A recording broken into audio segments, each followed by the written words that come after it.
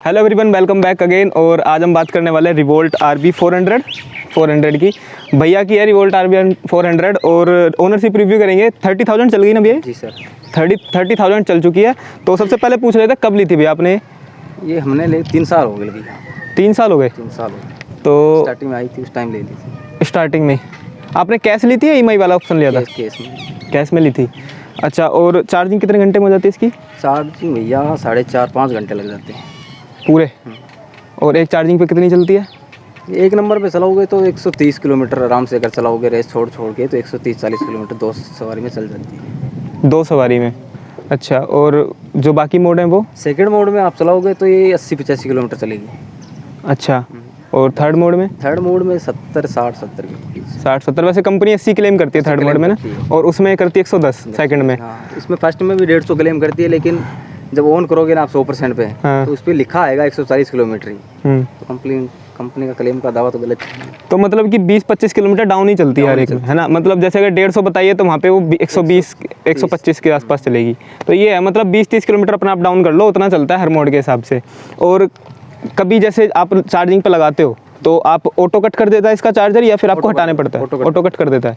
अब जैसे जितनी बार आपने ये चार्ज कर ली, करीब 2-2.5 साल हो गए आपको लिए हुए, है ना? तो ऐसा कुछ लगा है कि लंबे टाइम में चार्ज करने के बाद इसमें कोई बैटरी में प्रॉब्लम आई हो? अभी तो कोई प्रॉब्लम नहीं। बिल्कुल ठीक है।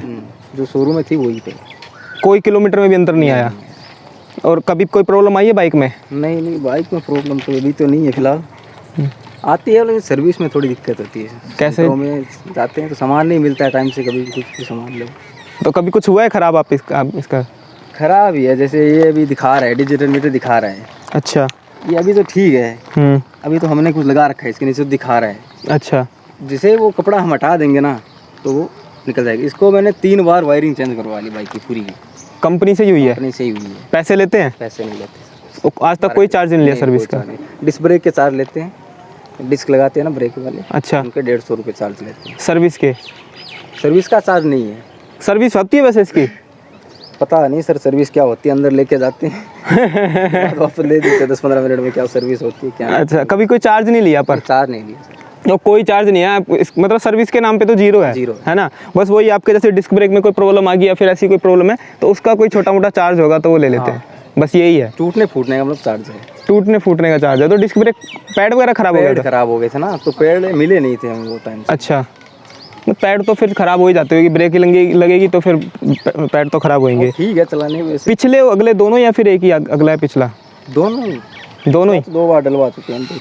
और अगला भी 2 बार डल गया अगला भी 2 बार डल गया। ठीक है, मतलब 150-150-600 रुपये लग चुके अभी तक। अच्छा, ठीक है। और जो इसकी जो नाइट की विजिबिलिटी है इसकी आगे लाइट की? लाइट अच्छी है, नाइट साफ दिखता है? अच्छी है लाइट, कोई प्रॉब्लम नहीं आती? कोई प्रॉब्लम नहीं। और सस्पेंशन वगैरह?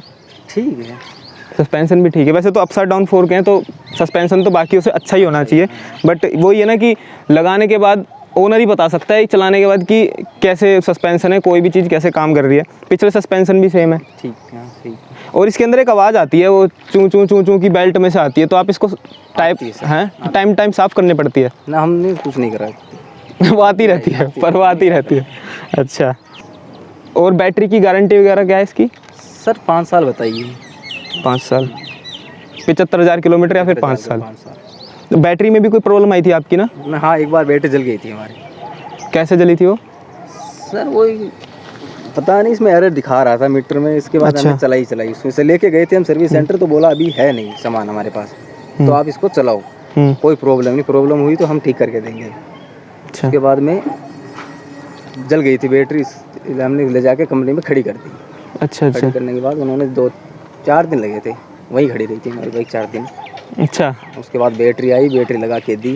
हाँ, तो इसमें कुछ ऐसा सिस्टम है ना कि आप बैटरी को स्वैप भी कर सकते हो किसी भी स्टेशन पे जाके? स्वैप करते हो आप? तो फिर वैसे हमने स्वैप स्टेशन पे जाके नहीं करी कभी। अच्छा। 1-2 बार करी है, पहले वाली बैटरी थी, जब से ये दूसरी बैटरी हमने स्वैप करने के बाद? उसके बाद नहीं करी। मतलब कि जैसे आप गए और वहाँ पे आपने अपनी बैटरी तो दे दी पर कोई और बैटरी उठा लाए, तो वो उस बैटरी में प्रॉब्लम आई है? पता नहीं सर, जो साथ आई थी वो बैटरी तो थी नहीं। हाँ, दूसरी थी स्विफ्ट तो हमने करी थी बैटरी। हाँ हाँ हाँ हाँ हाँ, वही ये मेरा हमेशा से ये क्वेश्चन था कि जैसे कंपनी ने स्वैप का ऑप्शन दे तो दिया कि आप बैटरी को स्वैप कर सकते हो किसी भी स्टेशन पे जाके अगर आपकी बैटरी चार्ज नहीं है तब, लेकिन क्वेश्चन मेरा ये था कि हमारी जो इसके साथ जो बैटरी आई है वो कैसे पहचान होगी कि हमारी बैटरी हमें वापस मिल जाएगी, है ना। तो उसमें तुम्हें खराब बैटरी मिल सकती है भाई, अच्छी बैटरी तो हमारी चली गई जो कंपनी के साथ आई थी, अब कौन सी बैटरी मिल रही है वो थोड़ी हमें पता है। यही है कि सर आज आपने बाइक ली है, आपने स्वेप करवा दी और मैंने भी स्वेप करवा ली, मेरी तो 3 साल 30,000 चली हुई बैटरी आपको मिल जाएगी नहीं के लिए, मुझे नहीं भी मिल सकती है। हाँ, तो ये एक मतलब ये इसमें थोड़ी गड़बड़ी है, कुछ ऐसा होना चाहिए कि बैटरी का अगर मान लो कि हमें अपनी बैटरी दोबारा लेनी है जाके तो हमें वापस मिल जाए वो बैटरी, है ना। ऐसा कुछ हो कि स्टॉक में उनके पास 40-50 बैटरी रखी हो और जब आप स्वैप करने जाओ तो आप वो वाली बैटरी दे दो और अपनी बैटरी भी दोबारा उठा लो, तो ये सिस्टम होना चाहिए। तो अपनी बैटरी वो पता नहीं फिर किसके पास गई ये नहीं पता। तो अच्छा, जो चार्जर इसके साथ आपका है पोर्टेबल चार्जर, उसमें कोई प्रॉब्लम आई है अभी तक? चार्जर में अभी तक कोई प्रॉब्लम आई, कभी 1-2 बार आई थी, जैसे हमने चार्ज लगा के छोड़ दिया तो चार्ज उठाती नहीं है बैटरी। अच्छा, 3 साल में हुई 2-4 बार हुई है, पता नहीं गर्मी की वजह से हुई थी, ठंड की वजह से हुई थी, हो जाती ज़्यादा गर्मी होती है। हाँ हाँ, ये भी हो सकता है, मतलब वैसे चल वही चार्जर रहा है ना, आपने चेंज नहीं कराया है। आपके ये जो साउंड बॉक्स है इसका चल रहा है सही, जो आवाज़ आ रही है वो भी नहीं चल रहा। ये रिवोल्ट में दिक्कत है कि जो साउंड बॉक्स है ना जिसमें से आवाज़ आती है, स्पीकर जो है, हमने 2 बार ठीक करवाया साउंड बॉक्स इसका। अच्छा, ठीक करवा के लाते हैं 2-3 दिन चलेगा, उसके बाद बटन में प्रॉब्लम आ जाती है। अब जैसे इसको बटन दबा के दो, कभी कभी चल जाता है, कभी नहीं चलता है, ये प्रॉब्लम है। अच्छा, मतलब कि अब ये कंफर्म नहीं कि स्पीकर में प्रॉब्लम है या बटन में प्रॉब्लम है, दोनों में से कुछ भी खराब हो सकता है। तो कंपनी वाले लगता है मुझे कि बटन में ही प्रॉब्लम है। अच्छा, कभी कभी इसे हाथ से दब जाता है ना तो अपने आप ही साउंड उठा लेती है। अच्छा, इससे आती साउंड ना। अच्छा, तो ये है भाई प्रॉब्लम इसके अंदर, स्पीकर की प्रॉब्लम ज़्यादातर सारी रिवोल्ट के अंदर है ही है, क्योंकि इनका क्योंकि पानी भी पड़ता है इस तरफ, तो पानी की वजह से भी हो सकता है शायद। और बटन का भैया बता रहे हैं इशू अगर बटन का होगा तो वो तो कंपनी में दिखाया आपने फिर? ये कंपनी में दिखाते हैं, कंपनी वाले क्या बोलते हैं? सर ठीक करके दे देते उस टाइम तो। अच्छा 2 दिन बाद 3 दिन बाद चलेगी, उसके बाद वही प्रॉब्लम वापस वही प्रॉब्लम फिर से आने लगती है। तो इसमें मतलब कहीं ना कहीं कोई ना कोई रिले वगैरह का फॉल्ट हो सकता है। रोज तो आप नहीं सकते सर्विस सेंटर। सही बात है, वैसे भी साउंड कौन बजाता है इतने, तो वो शुरू का शौक होता है, उसके बाद सब शौक निकल जाता है साउंड का भी। अच्छा, एक चीज़ और कि पानी, जैसे आप बाइक चलाते हो पानी के अंदर, तो कोई प्रॉब्लम आई बारिश वगैरह में? बारिश में कोई प्रॉब्लम नहीं, कोई भी प्रॉब्लम कभी नहीं 2.5 साल में किसी भी तरीके की? पानी से कोई प्रॉब्लम नहीं। मोटर पे पानी जाता वैसे इसके? जाता होगा सर, क्योंकि इतना पानी में हमने चला रखी है इसको। अच्छा, और मोटर शायद यहीं पर आई है ना? गड्ढे उड्ढे में गिरती है। हाँ, बारिश के टाइम पता नहीं चलता कितना गड्ढा है, तो जाती है। बिल्ड क्वालिटी में तो कोई प्रॉब्लम नहीं है ना, बस वो थोड़ी बहुत जो इसके अंदर प्रॉब्लम है वो है इलेक्ट्रॉनिक्स पार्ट की। बैटरी भी एकदम ठीक है, वो जल गई थी, वो कुछ फॉल्ट आ गया होगा, बाकी जलने वाला फॉल्ट इतना है नहीं बैटरी का, है ना। हाँ, तो मतलब ओवरऑल अगर हम बात करें तो बैटरी में ही थोड़ी बहुत प्रॉब्लम है, मतलब जैसे कि अगर आप स्वैप करते हो कहीं पे जाके तो आपको आपकी ओरिजिनल बैटरी मिले ना मिले इसकी कोई गारंटी नहीं है। दूसरी चीज़ ये कि इसके स्पीकर में प्रॉब्लम आती है, ये मैंने कई सारी रिवोल्ट में देखा और भैया की रिवोल्ट में भी यही प्रॉब्लम है कि स्पीकर में जो साउंड, या तो स्पीकर में कोई प्रॉब्लम आ जाती है, भैया ने बताया बटन में ही प्रॉब्लम है। दूसरा उसके बाद मीटर में कुछ आप बता रहे थे ना कि मीटर, ये देखो ये देखो, हाँ दिखा रहा है, देखो फॉल्ट, अब फॉल्ट आ गया है, खड़ी है आपके सामने, खड़ी है अभी यहाँ पे 63% था शायद, और अब हाँ, और वो भी अब 0% दिखा रहा है, तो ये इसके अंदर फॉल्ट है। इधर ये टेम्परेचर दिखा रहा है 34 डिग्री, तो ये बैटरी का टेम्परेचर होता है, आउटर टेम्परेचर होता है एनवायरनमेंट का? अच्छा, ये आउटर है। तो ये प्रॉब्लम इसके साथ मीटर में भी है, वैसे चलाने में कोई प्रॉब्लम नहीं, चलाने में कोई प्रॉब्लम नहीं है। तो जैसे ये बैटरी अब आ गई दोबारा, अब देखो 63% फिर से आ गया, ठीक है। तो ये प्रॉब्लम इसके साथ आ रही है। बैटरी 0 हुई, ठीक है, हाँ, तो पिकअप अपने आप छोड़ देगी गाड़ी। अच्छा, हाँ, तो फिर हम या तो झटके से ब्रेक लेंगे तो पिकअप उठा लेगी। अच्छा, नहीं तो तीसरा मोड भी लगा देंगे तो 40 से ऊपर नहीं भागेगी। अच्छा, और जैसे आप कहीं ओवरटेक कर रहे हो और बैटरी अगर 0 आ गई फिर तो प्रॉब्लम है, देती है।